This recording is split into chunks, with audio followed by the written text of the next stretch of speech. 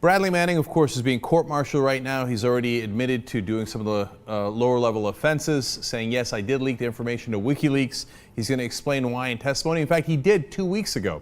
But it is an incredibly secretive process, and the court will not allow any video of it or audio of Manning's statements. God forbid that we should actually get his side of the story. Of course, they want to cover that up, too, which is a little ironic, to say the least. They won't even let anybody take a picture of Bradley Manning. This is, of course, the propaganda war that the U.S. government is running against Bradley Manning and anyone who would actually expose any of their information. Unless, of course, it's a leak that they're in favor of, which they give to people like Bob Woodward all the time. But now the Freedom of the Press Foundation, which is a relatively recent group that has come out, said, hey, you know what? We've actually got his whole testimony from 2 weeks ago. It's over an hour long. They've got the audio tapes of it, and they have released it, which is a great service to the American people because we get to find out Manning's side of the story from his own words.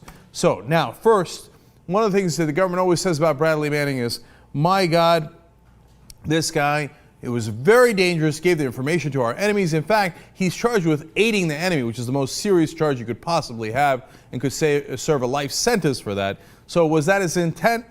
Absolutely not. Listen to what Manning says. After to conduct counterterrorism, or CT, and counterinsurgency coin operations, we became obsessed with capturing and killing human targets on lists and on being suspicious of and avoiding cooperation with our host nation partners, and ignoring the second and third order effects of accomplishing short-term goals and missions.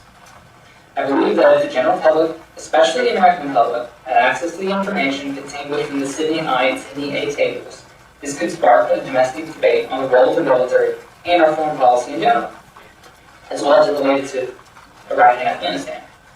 I also believe the detailed analysis of the data over a long period of time by different sectors of society might cause society to reevaluate the need or even the desire to engage in counterterrorism and counterinsurgency operations that ignore the complex dynamics of the people living in the affected environment every day.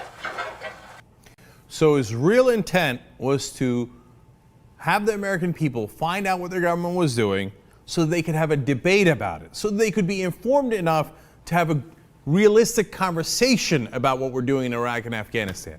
Well, that would be the textbook definition of a whistleblower. Now you say, hey, look, that's him testifying in his own trial. But remember, without needing to, he did what is called a naked plea. Without getting a plea deal from the prosecutors, admitted exactly what he had done, knowing that he could serve up to 20 years for the offenses he already admitted to. So he has a good track record certainly on being extraordinarily honest, even within his own court-martial. Plus, this is really important, he said the same exact things to the guys that turned him in when he had no idea that would have gone public. Those informants, as they were talking to Bradley Manning before he was arrested, and he had any idea he was going to be arrested, Bradley Manning told the informants, hey, listen, man, I thought there was an important debate that the country needed to have, and I had this information, and it would be wrong not to share it with the country. And of course, he's right about that. I mean, look at the things that we found out. There was 15,000 extra Iraqi civilian deaths that our government was covering up. Of course, the famous Apache murder video where the Apache helicopter comes in and shoots first responders, including a van that pulled up that had children in it where they were trying to rescue the wounded. And of course, a couple of Reuters reporters were killed in that. He also showed that the U.S. policy expressly barred U.S. troops from investigating human rights abuses by Iraqi forces. And of course, even more civilian deaths in Afghanistan as well. This is all information we needed to know that the government wasn't sharing with us. Now you can say he could serve some time because he still broke the law. But he's already served a great number of years, and some of them he was actually tortured in. In fact, his court-martial judge said, yes, you were mistreated, and we will take some time off because of your mistreatment that you already suffered in jail. Enough is enough. Now, you know what I think. I think we need to free Bradley Manning. But let's listen to Manning more to get a sense of what he was trying to do, because this next part is amazing. He talks about how the Iraqi government was using basically our intelligence guys to find people who were opposed to the government, even though they were not terrorists, they were not bad guys, they were just wanted to eliminate their political opposition, and they were using us to do it. Watch. On 27 February 2010, a report was received from a subordinate battalion. The report described an event in which the Federal Police obtained, or FP, detained 15 individuals for printing anti-Iraqi literature. Over the course of my research, I found that none of the individuals had previous ties with anti-Iraqi actions or suspected terrorist or militia groups. A few hours later, I received several photos from the scene from the subordinate battalion. I printed a blown-up copy of the high-resolution photo and laminated it for ease of use and transfer. I then walked to the top and delivered the laminated copy to our Category 2 interpreter. He said the general nature of the document was benign. The documentation, as I assessed as well, was merely a scholarly critique of the then current Iraqi Prime Minister, Nouri al-Maliki. To give you a sense of what he's talking about, the specifics, so they translate the material, this is the stuff that's supposed to be anti-Iraqi insurgents, and they realize it's just guys who are arguing against Maliki, the current prime minister, and in fact, it's a highly intellectual argument against him. It lists his corruption, and it lists the financial impact of his corruption on the Iraqi people. Exactly what you should have in a democracy. So then, Bradley Manning, having done his job, doing intelligence on that, brings it to his superiors, and listen to what happens next. It detailed corruption within the cabinet of al-Maliki's government and the financial impact of this corruption on the Iraqi people. After discovering this discrepancy between the federal police's report and the interpreter's transcript, I forwarded this discovery to the top OIC and Battle NCOIC. The top OIC, overhearing Battle Captain, informed me that they didn't want, or that they didn't need or want to know this information anymore. They told me to, quote, drop it, unquote, and to just assist them and the federal police in finding out where more of these print shops creating, quote, anti-Iraqi literature, unquote, might be. I couldn't believe what I heard, and I returned to the T-SCIF and complained to the other analysts in my section NCOIC about what happened. Some were sympathetic, but no one wanted to do anything about it. What would you do? Did you understand what he's saying there? They find out that these are perfectly legitimate political opponents of Maliki, goes to the superiors and they say, just drop it. Now, do you understand what happens to these guys when, and drop it doesn't mean we're dropping the case. Drop your whole, nonsense about what it actually says. We don't give a damn what it actually says. We're going to go round those guys up. When they round them up, they hand them over to the Iraqi police, where they most likely will get tortured and might never be released. They might even be killed. So what would you do?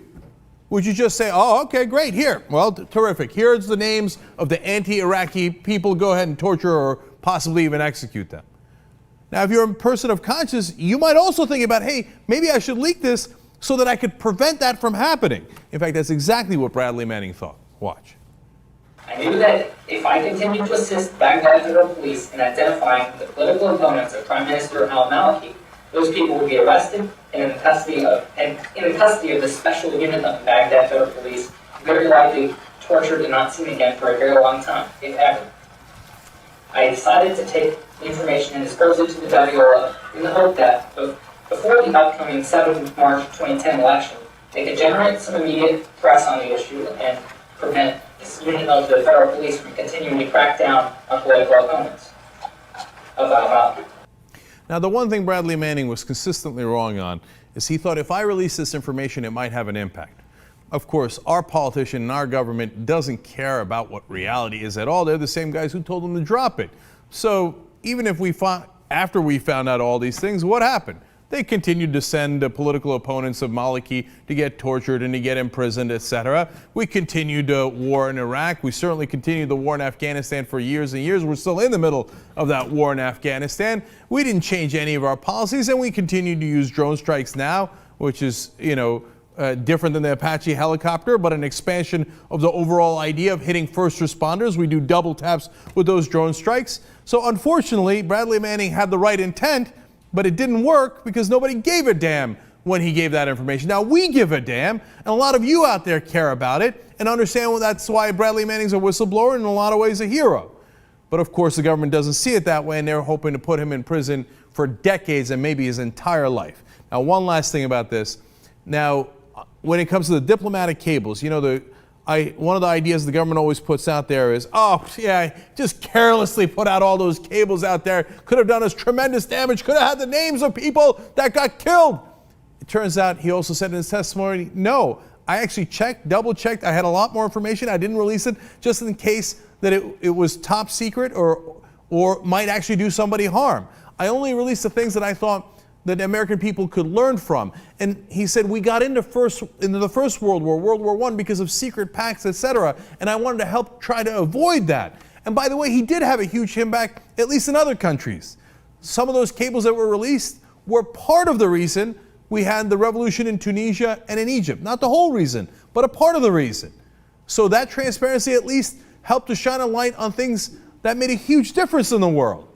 And for that, what do you get? A possible life sentence in America. How dare you try to educate people? How dare you try to inform the American voters? Meanwhile, of course, as I've said over and over, Bob Woodward sources who released far more classified information, top secret information, that Bradley Manning never released that level. They're free to go because they released information from government officials on leaks that helped their political careers. Now, you still think Bradley Manning should be in jail? Hell no. If he's in jail, every one of those Bob Woodward sources should be in jail, and none of them are.